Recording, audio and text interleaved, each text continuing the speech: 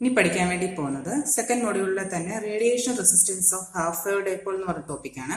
ഈ half wave ഡൈപോളിന്റെ topic നമ്മൾ നേരത്തെ പഠിച്ച പോലെ ഷോർട്ട് ഡൈപോളില്ലേ അതേപോലെ തന്നെയാണ് ഇതിന്റെ റേഡിയേഷൻ റെസിസ്റ്റൻസ് കാണുന്നത്. ഫസ്റ്റ് നമ്മൾ എടുക്കുമ്പോഴത്തേക്ക് അതിനകത്ത് മാഗ്നറ്റിക് വെക്ടർ പൊട്ടൻഷ്യൽ HFIയുടെ വാല്യൂ അതിന്റെ അബ്സലൂട്ട് വാല്യൂ എടുത്ത് ഇൻറ്റു നമ്മളുടെ ഇൻട്രിൻസിക് ഇമ്പിഡൻസ് ആണ് നമ്മൾ എടുക്കുക. നേരത്തെ പറഞ്ഞ പോലെ W is equal to double integral PR into DS. R എന്ന് പറഞ്ഞാൽ റേഡിയൽ കമ്പോണന്റ് ആണ് പവറിന്റെ. പോയിന്റിംഗ് വെക്ടർ എന്ന് പറഞ്ഞായിരുന്നു നമ്മൾ നേരത്തെ.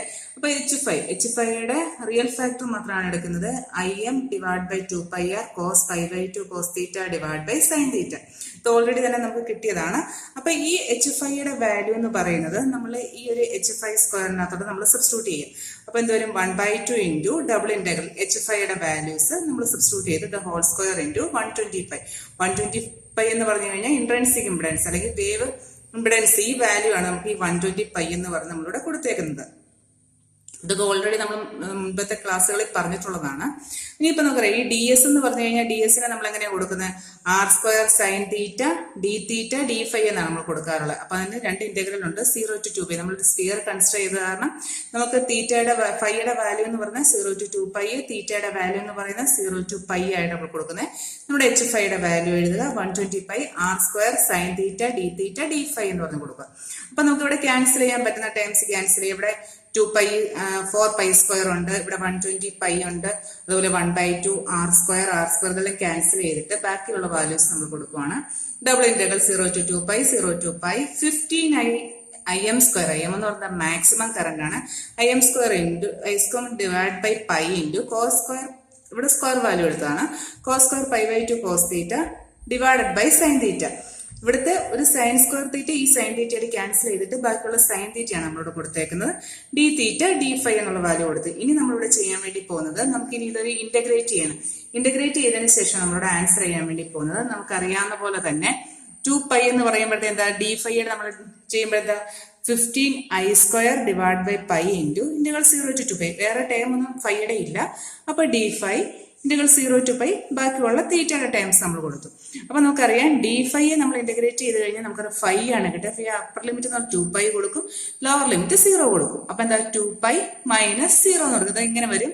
നമുക്കത് വേണമെങ്കിൽ dφ ഇന്റഗ്രേറ്റ് ചെയ്ത integral of dφ that's equal to 5. അപ്പൊ നമുക്കിവിടെ 0 to 2π അല്ലേ വരിക. അപ്പൊ നമുക്ക് ഇതിന് വാല്യൂസ് കൊടുത്താൽ എന്താ 0 to 2π. അപ്പൊ നമുക്ക് upper limit minus lower limit എന്ന് പറഞ്ഞാൽ നമുക്കിവിടെ ആൻസർ ഏതാ കിട്ടുക 2π എന്നുള്ള ആൻസർ ആണ് കിട്ടുക. അപ്പൊ ഈ 2π ആണ് നമ്മളിവിടെ കൊടുത്തേക്കുന്നത്. പിന്നെ ബാക്കിയുള്ള cos² π/2 cos θ divide by sin θ എന്നുള്ള വാല്യൂ ഈ 2ഉം 15ഉം കൂടെ മൾട്ടിപ്ലൈ ചെയ്ത് 30 ആകും. അതുപോലെ π ക്യാൻസൽ ചെയ്ത് π ക്യാൻസൽ ചെയ്ത് പോകും. 30 Im² cos². ഇവിടെ നമുക്ക് ഇനി cos² π/2 cos θ divide by sin θ dθ. ഇത് cos² θ നമ്മൾ ട്രിഗ്നോമെട്രി ഐഡന്റിറ്റി പഠിച്ചിട്ടുള്ള എന്താണ് cos² θ is equal to 1 plus cos 2θ divided by 2 നമ്മൾ പഠിച്ചിട്ടുണ്ട്. അപ്പൊ നമുക്ക് ഈ ഒരു പോർഷൻ നമുക്കിങ്ങ് ചേഞ്ച് ചെയ്യാൻ പറ്റും. എന്ത് പറ്റും 1 plus cos 2θ വരും, 2ഉം ഈ 2ഉം കൂടെ ക്യാൻസൽ ആയിപ്പോ. അപ്പം π cos θ എന്നേ വരത്തുള്ളൂ. അപ്പൊ നമ്മളൊന്നും കൂടെ റീഅറേഞ്ച് ചെയ്യാം. 30 Im², Im എന്ന് പറഞ്ഞാൽ മാക്സിമം കറണ്ട് ഓൾറെഡി പറഞ്ഞു, 0 to π 1/2 ഇൻറ്റു ബാക്കിയുള്ള വാല്യൂസ് നമ്മൾ കൊടുക്കുകയാണ്. 1/2 ഇതാണ് 1/2 വെള്ളം എടുക്കുക 1 plus cos π cos θ divide by sin θ. ഈ പോർഷൻ ഈ വാല്യൂ എന്ന് പറയുന്നത് ഒരു കൊസൈൻ ഇന്റഗ്രൽ ഓഫ് 2π എന്നാണ്. നിങ്ങളത് പഠിക്കാറുണ്ട്, കുറെ ഡെറിവേഷൻസ് നമുക്കിവിടെ ഉണ്ട്. അപ്പം നമുക്ക് എക്സാം എഴുതുമ്പോഴത്തെ ഇത് മാത്രം മതി.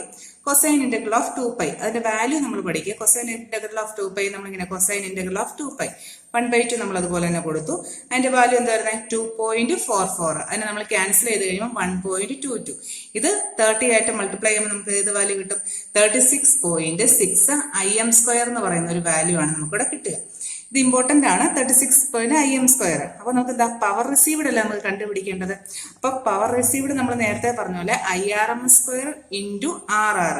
നമുക്ക് റേഡിയേറ്റഡ് പവർ എടുക്കണം. റേഡിയേഷൻ റെസിസ്റ്റൻസ് ആണ്, റേഡിയേറ്റഡ് പവർ അല്ല, റേഡിയേഷൻ റെസിസ്റ്റൻസ് ആണ് കണ്ടുപിടിക്കേണ്ടത്. ഈ IRMS എന്ന് പറഞ്ഞാൽ I0 അല്ല, ഇവിടെ നമുക്ക് Imax എടുത്തേക്കാം. സോ Imax Im എന്ന് കൊടുക്കാം. Im divide by √2 the whole square into RR എന്ന് പറയും. അപ്പൊ Im² ക്യാൻസൽ ആയിപ്പോയി. √2ന്റെ സ്ക്വയർ എന്ന് പറഞ്ഞാൽ 2 ആണ്. 2 ഇൻറ്റു 36.6 അപ്പൊ റേഡിയേഷൻ റെസിസ്റ്റൻസ് എന്ന് പറയുന്നത് നമുക്ക് എന്ത് കിട്ടും? 73.2 ഓം എന്ന് കിട്ടും. ഇത് ഇമ്പോർട്ടന്റ് ആണ്. ഒരു ഹാഫ് വേവ് ഡൈപോളിന്റെ റേഡിയേഷൻ റെസിസ്റ്റൻസ് എന്ന് പറഞ്ഞാൽ നമ്മൾ എപ്പോഴും ചോദിക്കുന്നതാണ്, കോമ്പറ്റേറ്റീവ് എക്സാംസിനകത്തൊക്കെ ചോദിക്കുന്നതാണ്. ഹാഫ് വേവ് ഡൈപോളിന്റെ റേഡിയേഷൻ റെസിസ്റ്റൻസിന്റെ വാല്യൂ എന്ന് ചോദിക്കാറുണ്ട്. റേഡിയേഷൻ റെസിസ്റ്റൻസ് എത്ര വരെ? 73 ഓം. ഓക്കെ.